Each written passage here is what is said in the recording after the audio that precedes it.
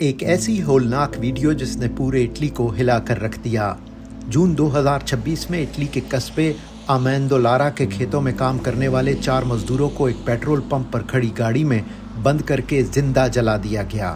بدقسمتی سے جب یہ مزدور اٹلی یا یورپ آتے ہیں تو اکثر انہیں اس قسم کی ہولناک بے رحمی کا سامنا کرنا پڑتا ہے۔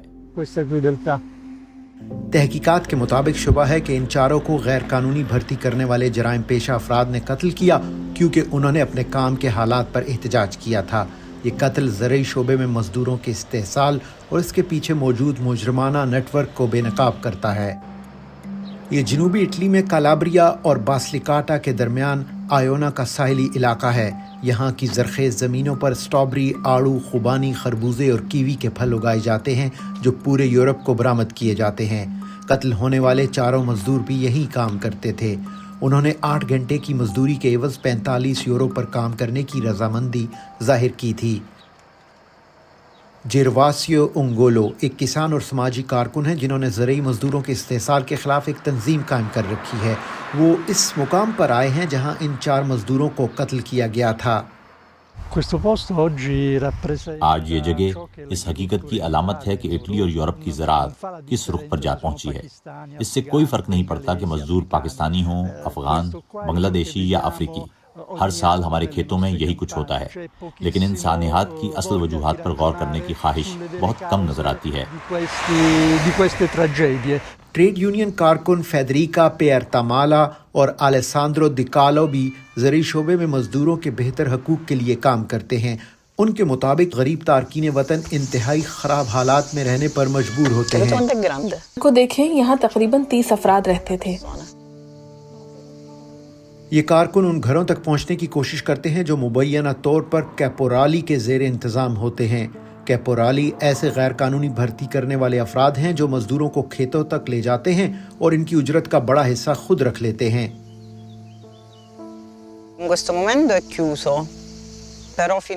اب یہ جگہ خالی ہے، لیکن 1 جون سے پہلے یہاں کم از کم 25 سے 30 مزدور رہتے تھے۔ almeno 25-30 lavoratori. یہاں رہنے والوں کے نشانات اب بھی باقی ہیں۔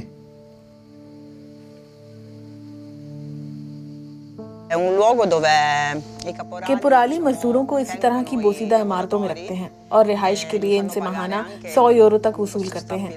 پھر انہیں کھیتوں تک لے جانے کے لیے الگ سے کرایہ بھی لیتے ہیں۔ Poi li prendono, li portano a lavorare.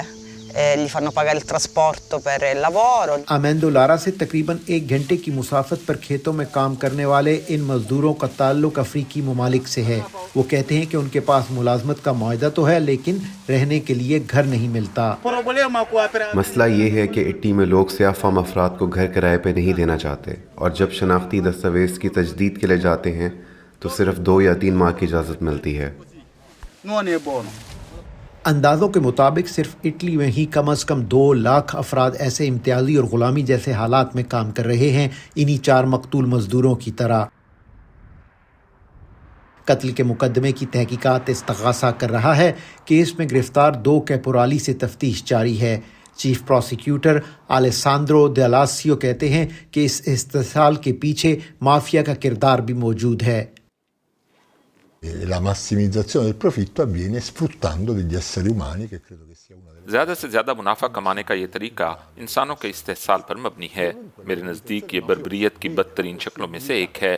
جہاں بھی مافیا کو منافع کا موقع نظر آتا ہے، وہ خوف اور دھمکی کے ذریعے وہاں اپنا اثر و رسوخ قائم کرنے کی کوشش کرتی ہے۔ زراعت بھی انہی شعبوں میں شامل ہے۔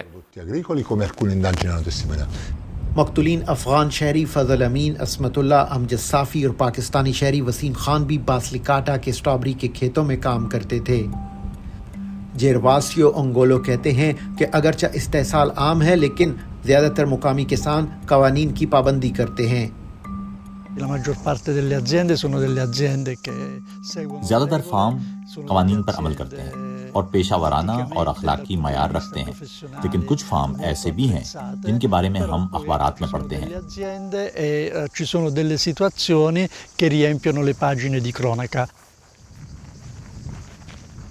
ان کے مطابق اس مسئلے کی جڑ امیگریشن کے مرحلے سے ہی شروع ہو جاتی ہے۔ بہت سے مزدور قانونی ویزے پر اٹلی آتے ہیں، لیکن انہیں جن فارموں میں کام کے لیے بلایا جاتا ہے وہ یا تو موجود ہی نہیں ہوتے یا بعد میں غائب ہو جاتے ہیں۔